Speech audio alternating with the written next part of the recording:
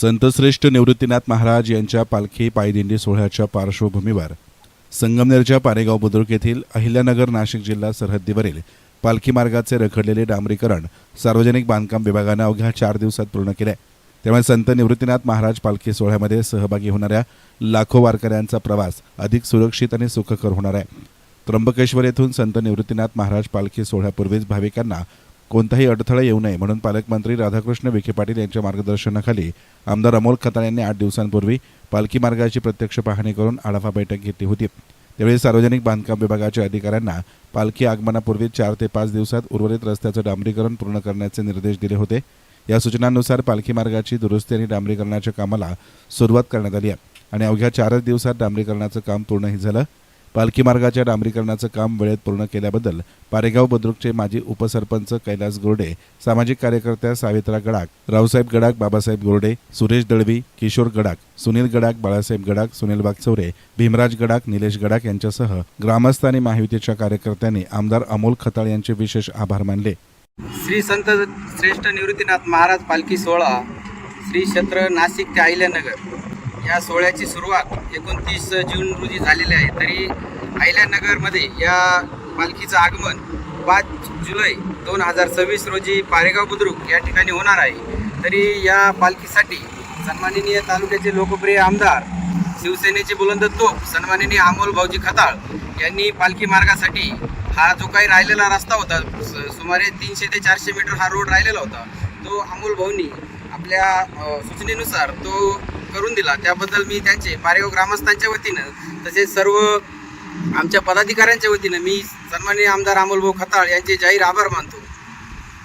जो रस्ता चालू आहे त्या रस्त्याचं काम आदरणीय अमोल भाऊ खताळ हे 8 दिवसापूर्वी लमसम इथं आले होते आणि त्यांनी बघितलं की या रस्त्याचं काम आम्ही ग्रामस्थांनी मागणी केली की हा दिंडी रोड आहे, इथं संत श्रेष्ठ निवृत्तीनाथ महाराजांची पालखी 5 तारखेला इथं येणार आहे. परंतु त्यांनी सांगितलं की 8-10 दिवसात हे काम होऊन जाईल आणि त्या पद्धतीने हे काम त्यांनी करून दिलं.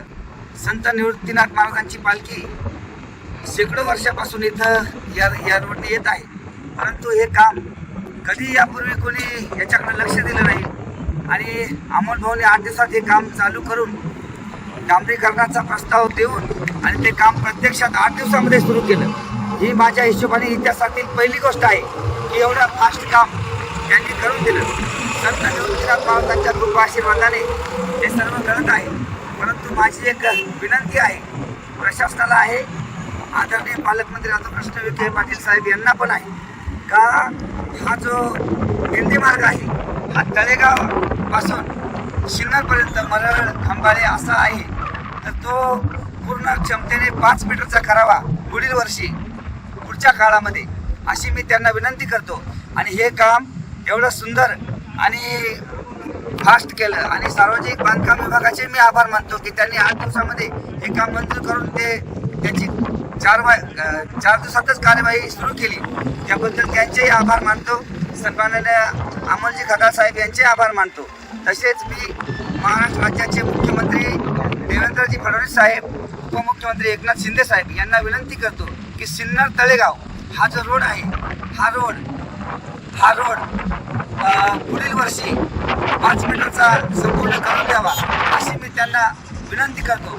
तसेच या रोडचं ज्यांनी काम केलं ते आमचे आकाशजी चकोर साहेब यांनीही फार मोठं त्या कामात लक्ष घालून 4 दिवसातच रस्ता पूर्ण केला.